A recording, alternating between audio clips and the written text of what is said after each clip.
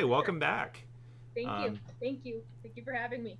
oh, it's no problem at all. Like, I'm glad you are here. So, you've done Cosplay America a few times. I So, sure have. I'm sure some of these people have met you and others might not. So, I'm just going to very briefly read off a little bit of your description and then I'm going to hand things over to you to tell us what you're going to talk about, okay? Sounds good. All right. So, let's see. December Wynn is an award winning cosplayer based in Denver, Colorado.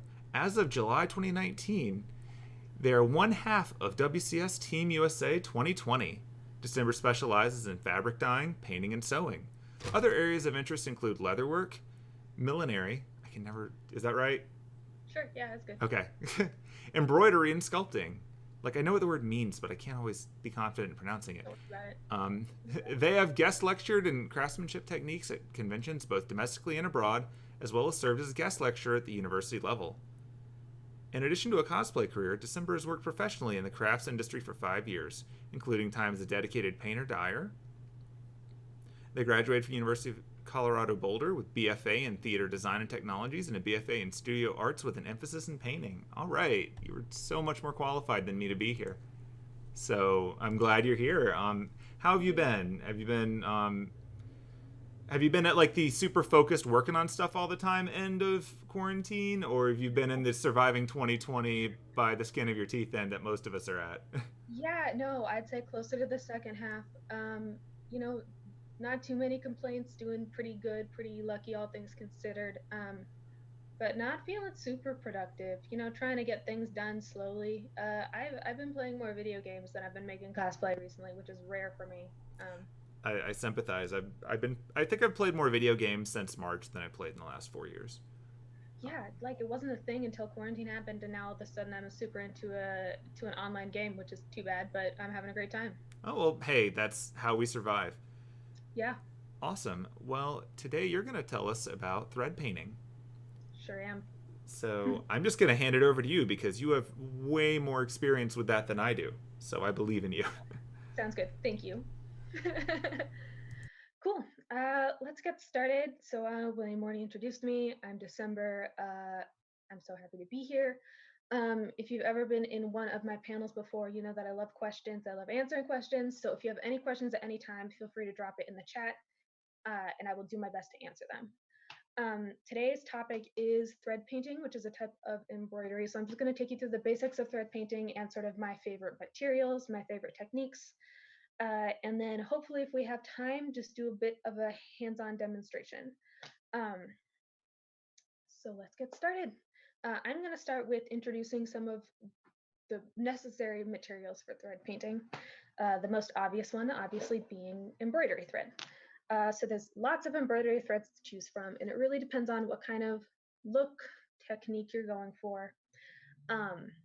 And I'm going to start with talking a little bit about cotton thread. I've done quite a bit of thread painting with cotton thread, so I have a couple of cotton threads here. I actually have a ton of cotton thread in my house.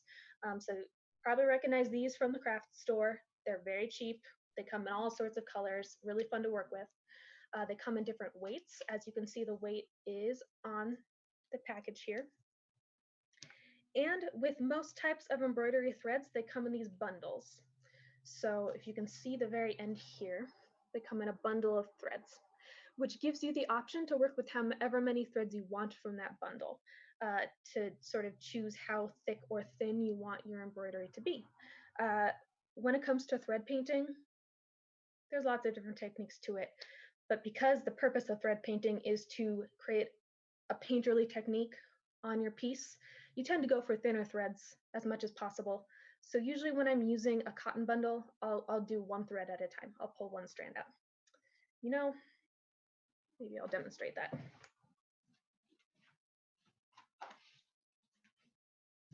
Glad we're set up in my workshop. And the way I pull out my thread bundles is if I was to be using this thread right here, cut it. And then the way I grab the thread bundle is I'll pick the thread that I want, and I'll start to tug it, making sure to hold the other in my hand right here. And you just tug out that thread that you want.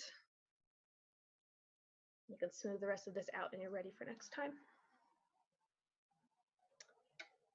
So that is a quick look at cotton threads. Any cotton thread questions, drop that in the chat. I'm going to go grab a cotton thread piece that I've been working on recently so you can look at it.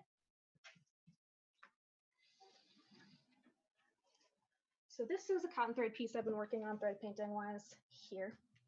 And you can see you can actually achieve quite a beautiful gradient with cotton threads. Something that often people mistakenly assume that you can't really get a shiny, pretty gradient out of cotton threads. You can get a really beautiful gradient out of cotton threads. This entire piece is done by one strand at a time, just to try and make it as smooth as possible, but you can see it still has a bit of chunkiness to it.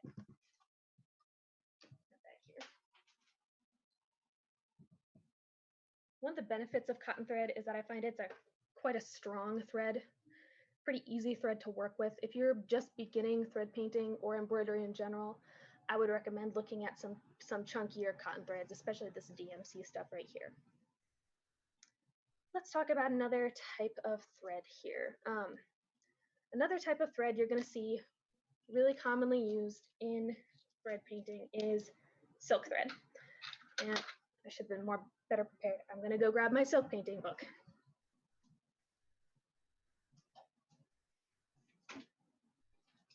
If you're looking for a resource, if you want to get into thread painting and you specifically want to look at silk thread painting, this is the embroidery book that I use the most.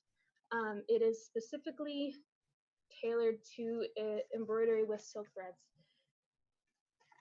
It's a wonderful resource. I would definitely recommend it. I got it off of Amazon. Go support this author. She's amazing. But let's take a look at some of these real silk threads. And let's talk about why one would use silk thread, what the benefits are, what the negatives are. So here is a bag of silk thread skeins I got. And when it comes to thread painting, this type of mulberry silk thread is really unmatched simply because it is so shiny and beautiful. Truly, cotton threads are wonderful, and if you're going for a less shiny look, they're the perfect choice. But if you're looking for something that has a little more shine to it, a little more luster, you can't really beat silk threads. And you can always tell it's a silk thread because if you run your hand through it, you're going to get a little catch in the thread. Because silk's a little hairy, so you're going to get a little catch in it. So this is what that skein looks like unraveled. If you are interested in learning how to do this, I would definitely recommend investing in a couple of silk skeins. Okay. And this is how they come to me. So a lot different than the cotton threads. They're gathered in these little bundles like this. And a lot like the cotton threads, you can choose the thickness of the thread that you eventually work with. So it comes in this thickness, very thin, quite thin compared to a cotton thread. And much like we did with the cotton thread, you can also make it thinner by doing the exact same thing of grabbing a strand and pulling it through. And the thinner you choose to make your thread, the thinner and more smooth your gradients are going to be when you thread paint. So let's take a look at some of these.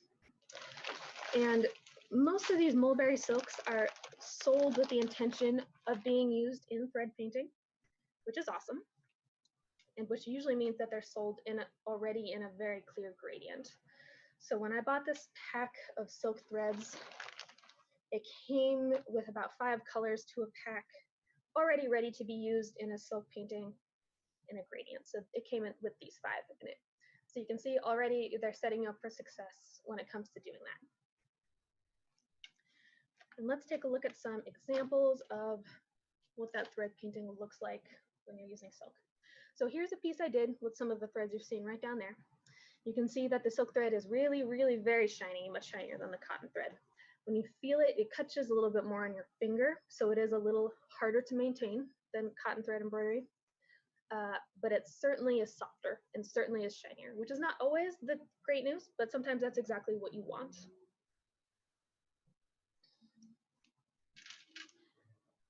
Any thread questions? Are we feeling good? We're feeling good? I don't see any questions popping up.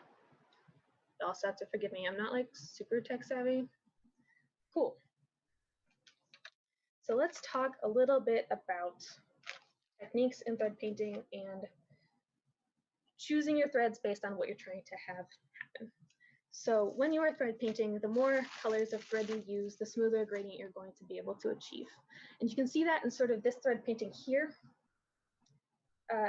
It has much less smooth gradient because I only was working with 3 colors in it. Hard time focusing, huh? There we go.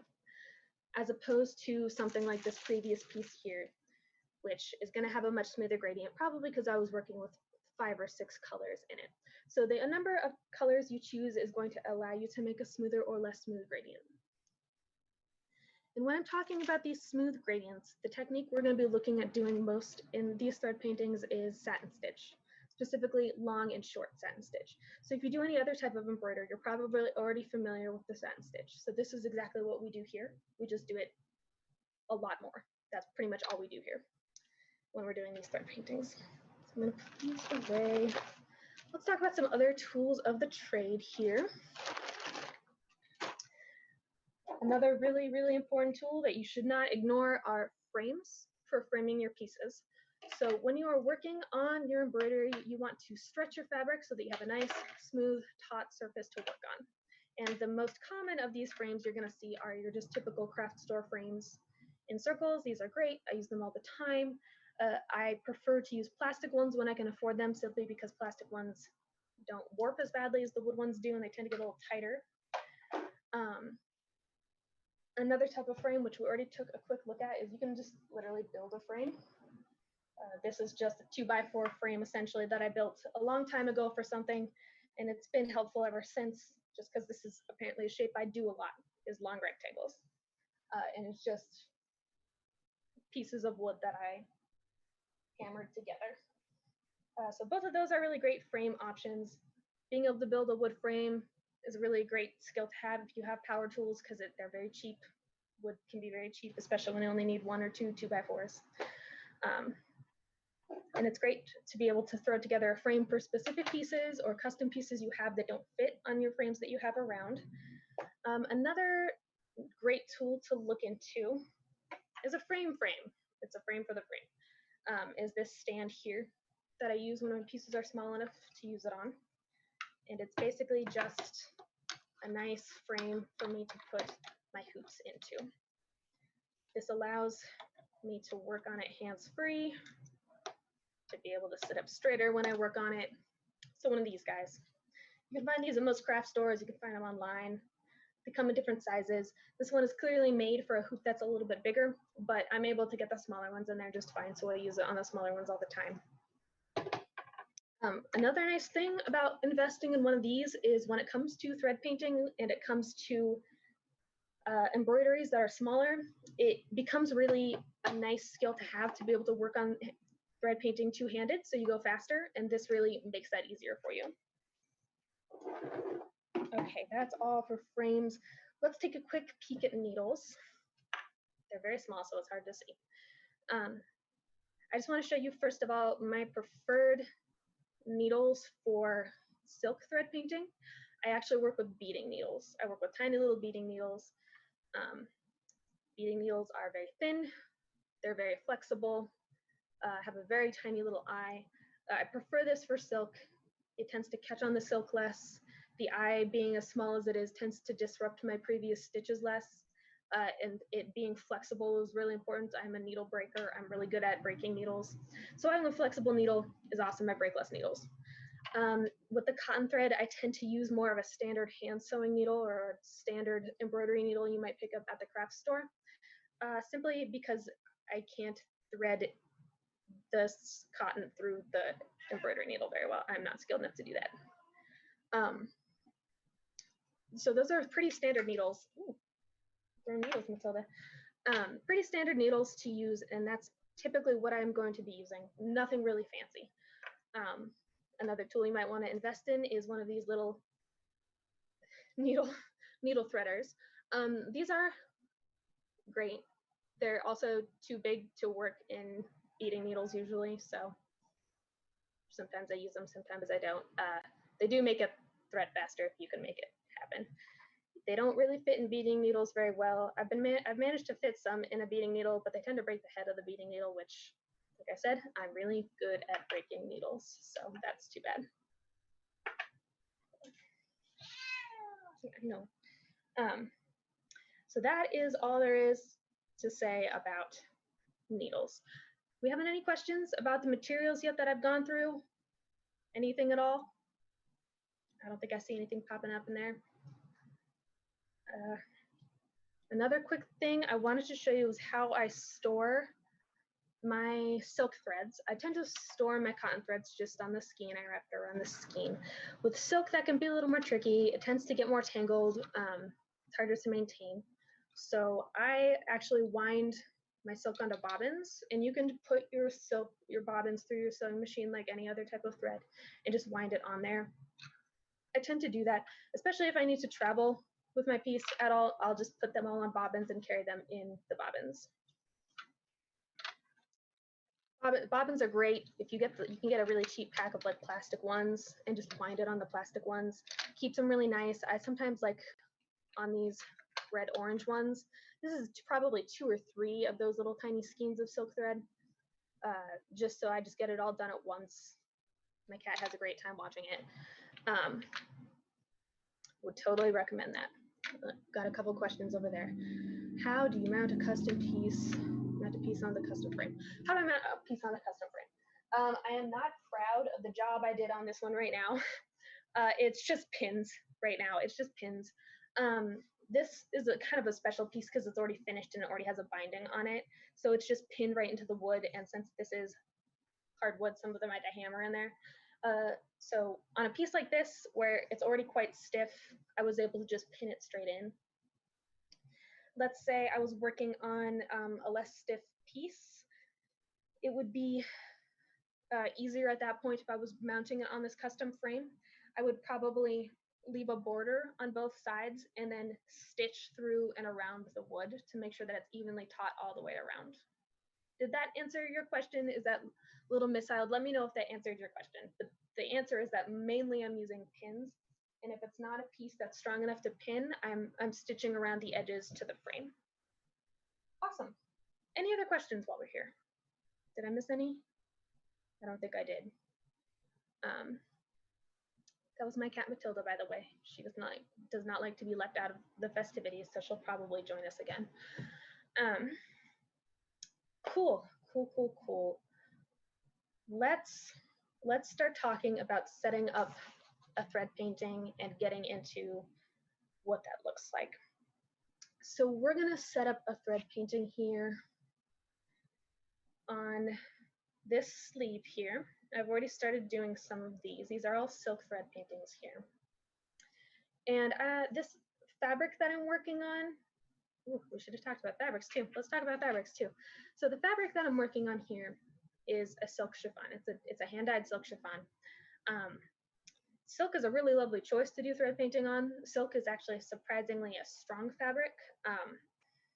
The only problem with like this silk chiffon here is that first it is very thin. It's a very thin fabric. And my biggest concern with it is not that it will take the thread poorly. My biggest concern is that it will warp and I won't be able to fix it.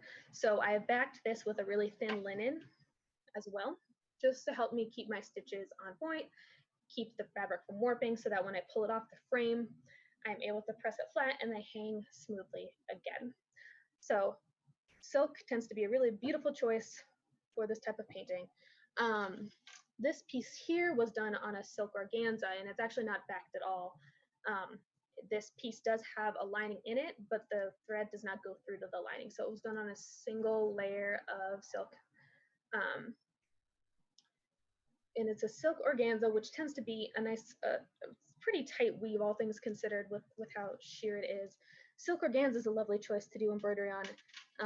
At that point, you'll probably want to have practiced a little bit on an easier fabric to work with. A big part of getting comfortable with doing thread painting and doing satin stitching is starting to learn what kind of tension you want to be working with, especially per fabric. And learning that tension, learning what's going to make the fabric bubble and unhappy, or what's going to keep the fabric nice and laying smooth, is a huge part of becoming a good thread painter.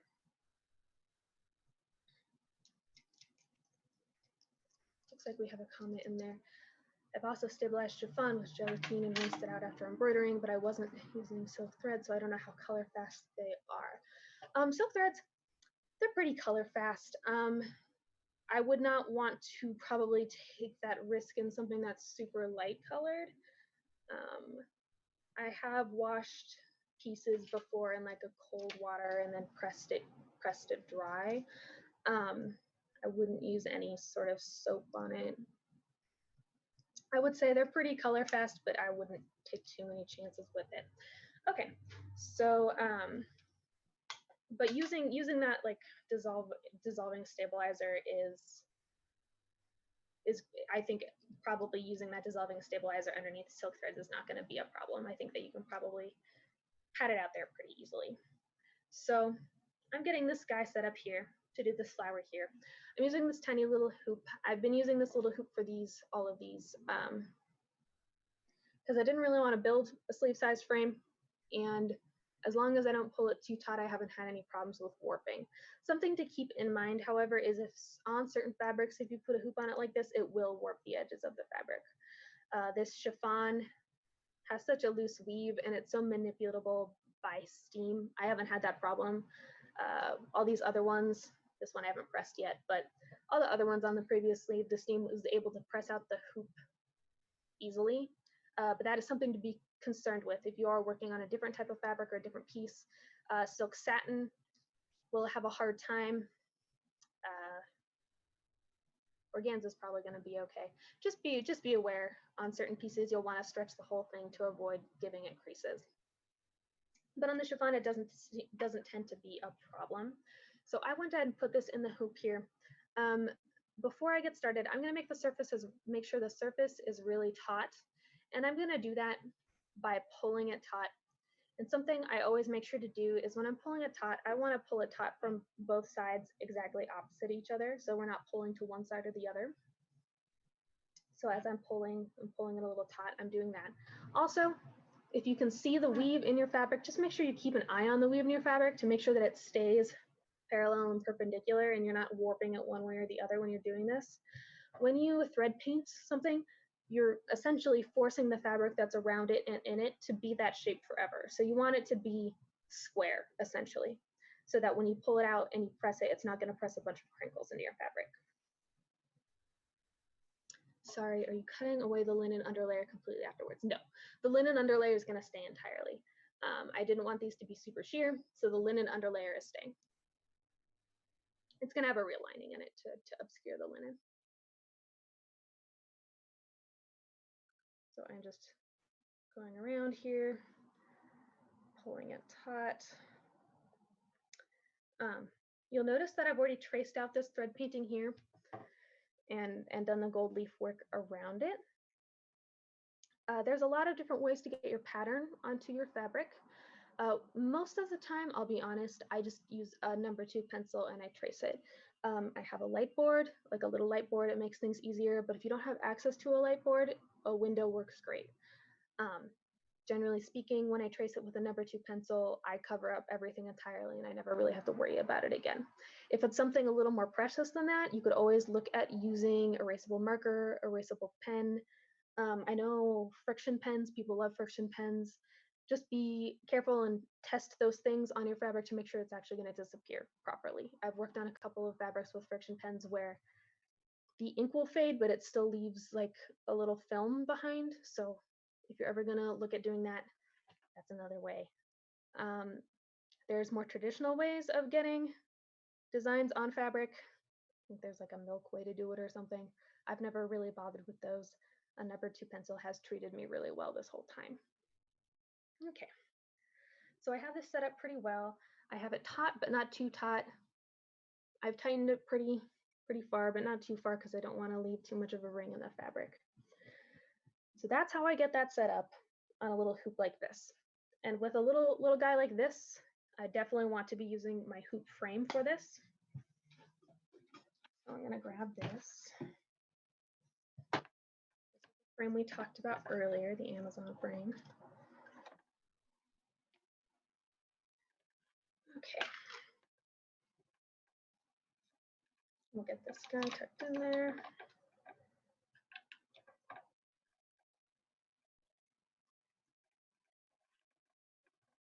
Okay, so let's talk a little bit about the stitches I used to do this thread painting on the other sleeve, since we're going to be looking at doing the exact same thing. We've talked about this a little bit already, but this is a really clear example of long and short stitch in embroidery. And you can see it in that stitch there, just because you can see there's a variable length of the stitches. And when you pull it further away, it gives the illusion of a gradient, right? And that's just because we've done these long and short alternating satin stitches to help blur the edge a bit between the colors. And with these ones, I was only working with 3 colors per flower, just so that they have a little bit of color variation. And here is one of the bundles I was working with. So if I were to pick 3 to work on this flower with, I'd pick my darkest, I'd pick a nice medium, I'd pick what light color I want. Now with this type of embroidery, you're either going to move from dark to light or light to dark. You're never going to start in the middle, generally speaking, unless it's a really specific circumstance. With all of these ones right here, I was moving dark to light. So the very outer edge to the inner edge. That is not always what you do. Just depends on what makes the most sense for you. On this one right here, I was moving from dark to light. So I started on the inside and I worked out. So whatever makes the most sense to you. It usually has a lot more to do with what you're embroidering than it does personal preference. Because these are feathers I was working on, I really wanted the edge to look a little fuzzy, to have those beautiful alternating stitches there so that they looked a little bit like a feather. So it made a lot more sense for me to work inside out, as opposed to the flowers, where it was really important for me that the outside edge was really solid, really set me up for success as I moved inward. So that's why I started with the dark and moved to the light there. Any questions on that stuff? Is this all making sense so far? I'm gonna take that as a yes. Just drop a question in there and I'll answer it. Let's do some stitching. Oh, hi Sonia and Nina. So I think I'm gonna try to move my camera now so you can see what's going on. So give me a couple minutes. It's gonna be like we're moving through dimensions, but I'm gonna get it figured out.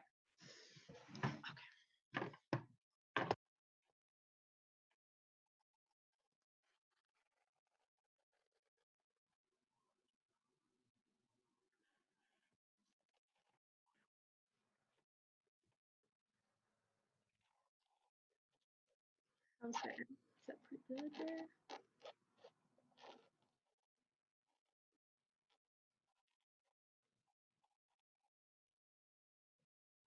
There we go. Awesome.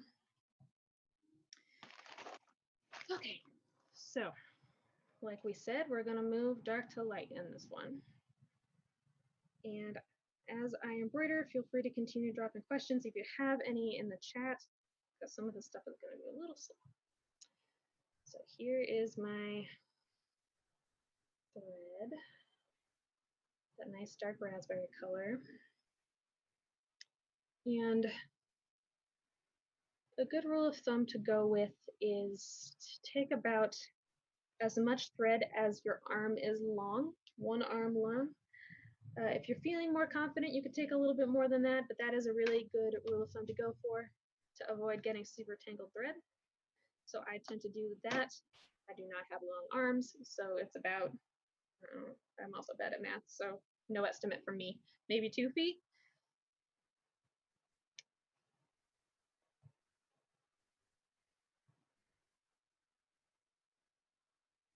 Okay, let's get this threaded up here. Okay, and I'm threaded in my beading needle here. Super thin, my favorite to work with. Okay, and so let's talk a little bit about knotting off in thread painting. And it really depends on the purpose of what you're working on. It depends on what sort of style you're going for, what type of tradition you're following. In the book that I follow, about Suzhou embroidery, Chinese embroidery right here. We've already talked about it a little bit. That's really funny looking. Okay, I'll try to show you guys more later. In that style of embroidery, you don't really use knots, at least not visible knots. So one of the techniques that I am more trained to do at this point is to hide all my knots so that both sides of the embroidery have no knots visible on them. However, if you are making something where one side is completely hidden, there's really no reason to worry about what your knots are doing. But let's say that I want to make this a two-sided embroidery. If I were to be doing knotting, I wanted to avoid using knots in this, I'd take a little bite of fabric, I'd pull it to the very end, and come back down right through that hole again. Nope, I lost it. Let me try again.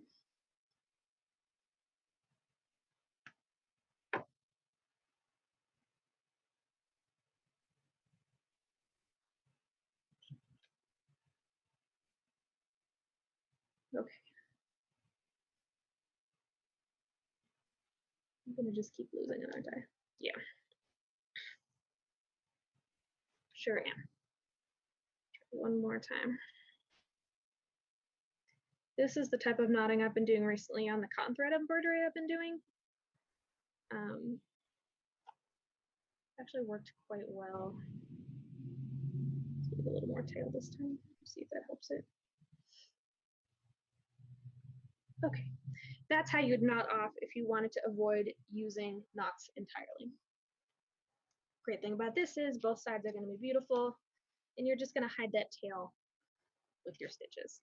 If that's not something that concerns you, feel free to just do a regular knot at the end of your thread and start from the wrong side and flip to the right side.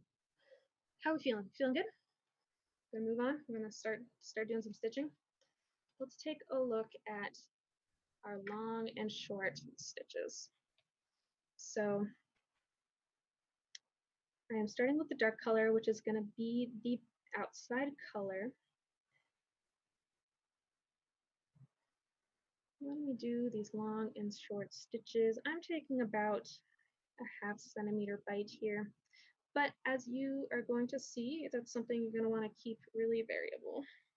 If I can ever stop catching the back of this fabric. I've gotten really spoiled working on fabric that does not have this problem.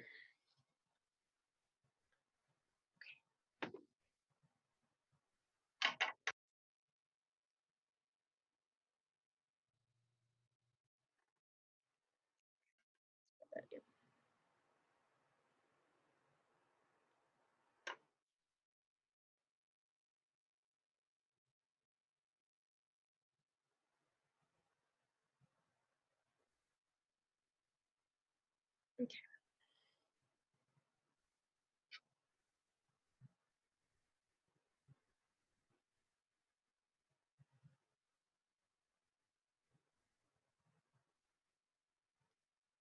And take that bite again. And we're going to start moving around the outer edge of this.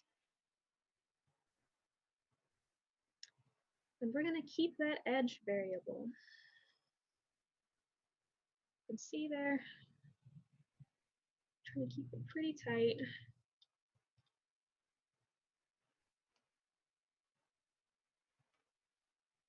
Do I use beeswax or soap to help the string not tangle? Not a ton in silk embroidery. I'm not really a fan of putting stuff on the silk. Cotton, I'll be more likely to use a little beeswax if it's something I'm worried about. But the beeswax really dulls the shine of silk threads, so I really try to avoid getting anything on it.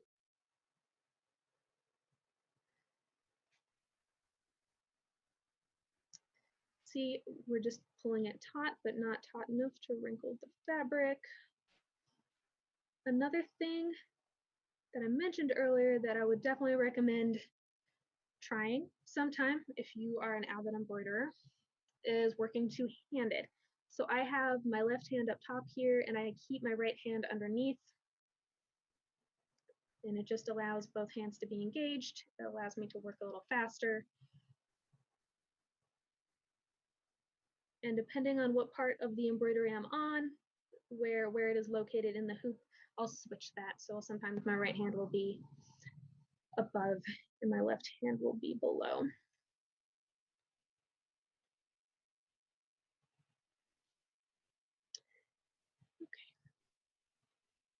And I am moving to about 1/3 to 1/2 down the width of this petal. You want to overlap your colors by a little, give it a nice overlap area. So that's why I'm making these longer than what it's going to look like eventually. That overlap area is what allows the threads to start blending and sort of creating that illusion of a gradient. But making sure that you're keeping them at variable lengths so the edge stays nice and fuzzy.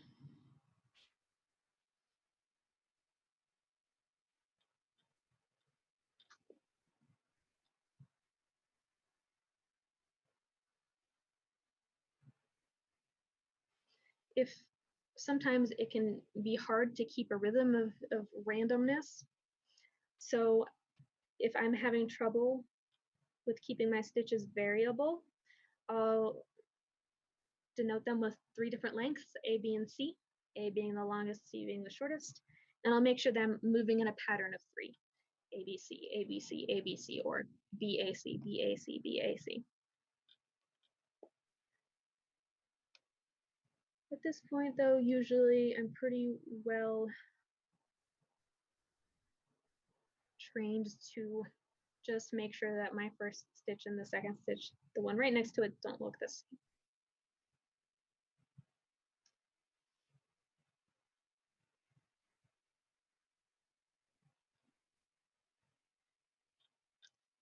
Okay, I'm feeling pretty good here.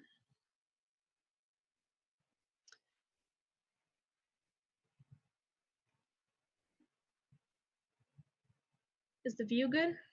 Are you able to see what I'm doing pretty well? I want to make sure I'm not covering everything too much.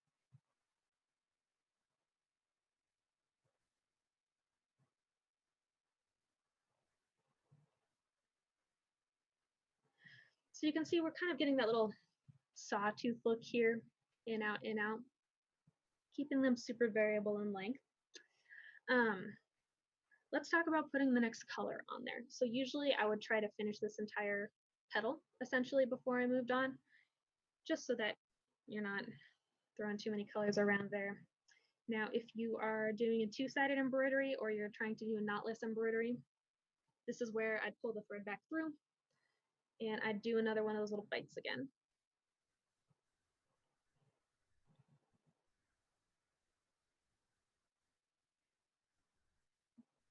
And I just trim my tail there. If you don't care about knots, just turn it back over, do a little knot, and cut it off.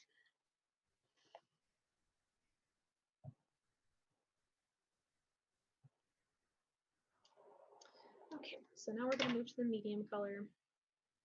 Doing the exact same thing I did on the last one.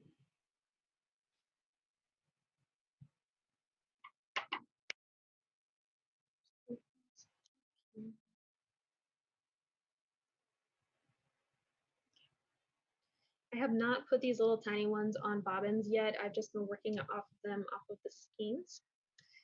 And so I'll show you how I rewind those. It's easiest to keep those in those little bread twists that they come in if you're not going to put them on something.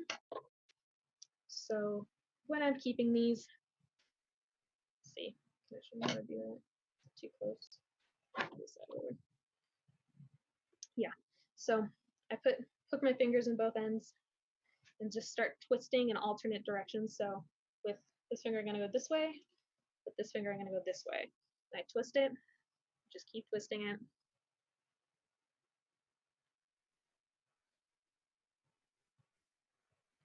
Keep twisting it.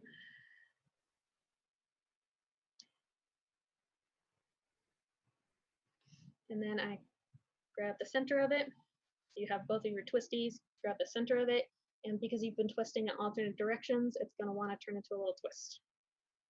So it turns into a nice little twist, and then I take my two ends right here, slip it off one finger, stick it through the other twist, and just tug it. And now it's going to stay in a nice little twist for me and not get super tangled. That's a good question there. This back up here. Do you ever have to draw on the stitch direction so it's consistent, or has that not been an issue? That's a good question. I have never drawn on the stitch direction, so no, I haven't ever drawn it on, but that doesn't mean it's never been confusing or not been a problem for me. The stitch direction is actually really important when it comes to thread painting, simply because that is how it starts to define volume, starts to define shading, texture, all of the things we talk about when we talk about painting and stroke direction. It's going to be the same thing with the stitch direction. So part of it is that definitely having some instincts from painting, you just start to get an idea of which should be going which way and what that's going to do for the motion of the painting itself. But if it's something that's super confusing or something that you want to draw yourself a guide for, one of my recommendations is to make your stitch pattern. So like if I was to be doing this, I'd make the little pattern of the flower. And then if I wanted to remember that I want to go from dark to light and move inwards, just on your paper pattern itself, just draw little arrows pointing the directionality of what the stitches you want, and then just have it with you while you're working, so that in case you ever forget or you're not sure what your intentions were when you were designing it, you have that there for you. But like with these feathers, that stitch direction really does a lot in defining sort of what that piece of feather is doing. Or in like these leaves, that stitch direction is helping us create the illusion of dimension, the illusion of color, essentially there, or not color, the illusion of shadow there. So it is important to define your stitch direction, and if it's something that just isn't coming naturally, or if it's a complicated enough piece that you think you're not going to remember, just go ahead and make a paper pattern of it and mark it out for yourself there. And let me know if that answered your question or if that made sense.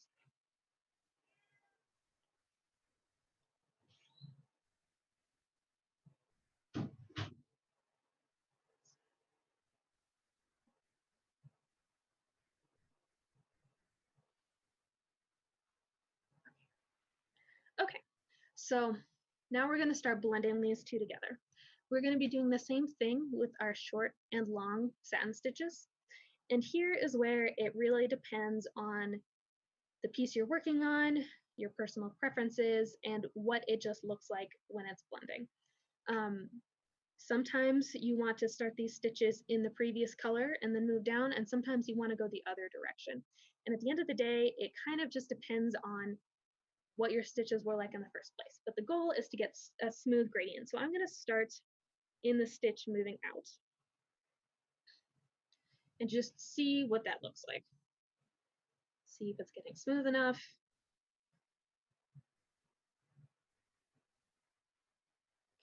Let's do a few more.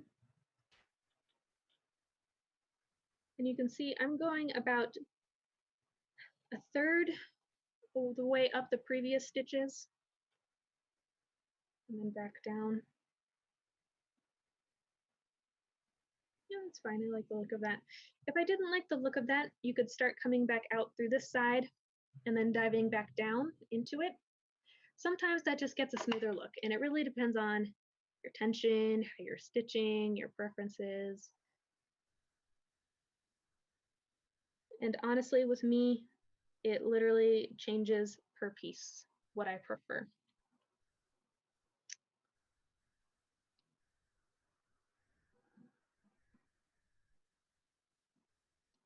Let's see, I may have missed it, but what is your gold outline made of?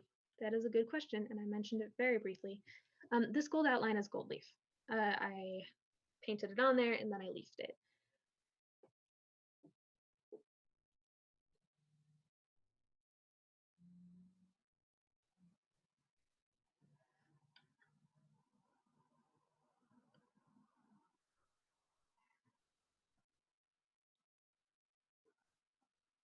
Okay, and here's a great example.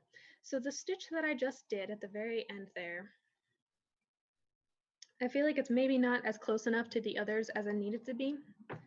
So there is absolutely nothing wrong with coming back up between those two and filling in a part that you just did too lightly on the first pass. So just keep an eye on it, and if you miss one, no need to pull it out. Just go back and do it again. And there we go. Seems to fix it pretty well. So you can see what here also what we were talking about earlier with this, how smooth the gradient is. Because these are pretty different shades right here, this is a kind of a clunky gradient. And that's sort of what I was going for, so there's no problem there. If it was something that I wanted to be smoother, I would want to be doing maybe a 5-color gradient, a 7-color gradient, as opposed to just this 3-color gradient one. You just get a bit more of a color blocky look this way. Not that there's anything wrong with that.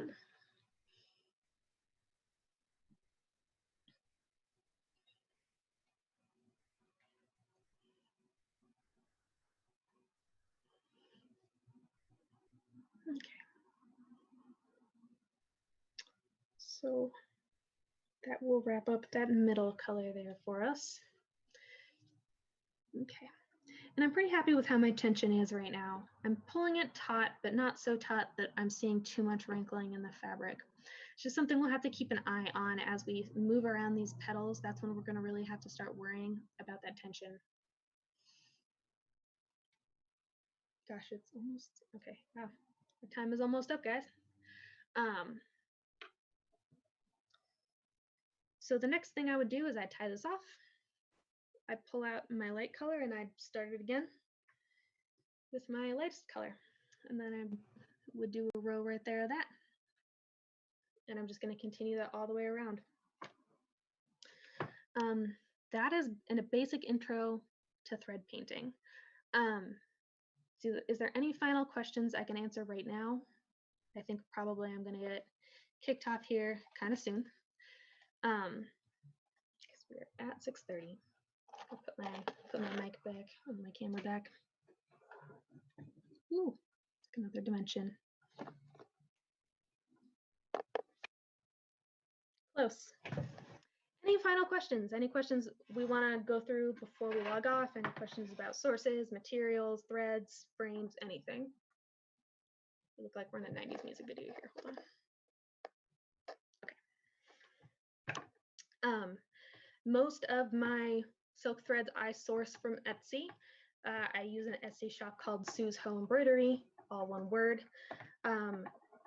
They are an Etsy storefront, and they have a physical store located in China. So it is definitely a waiting time scenario, but their threads are beautiful and wonderful, and I've used them on many projects. I would recommend them highly.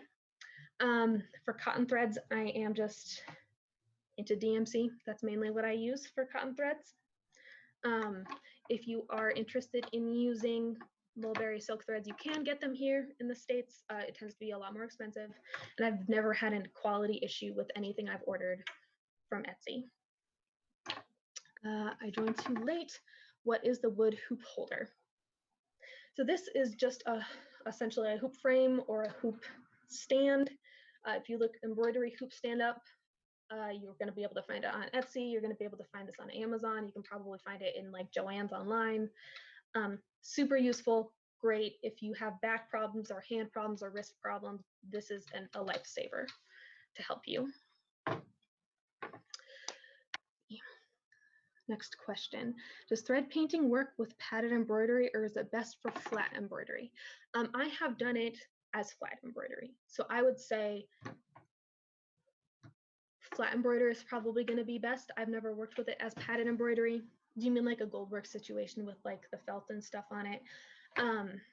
Because you're going for the smoothest possible gradient, usually I would say keep it flat.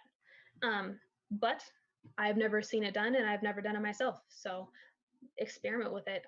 If it turns out beautifully, I'd love to see it. Any recommended books or websites that you'd recommend on this technique? Absolutely. Let's take a look at that book again. Okay.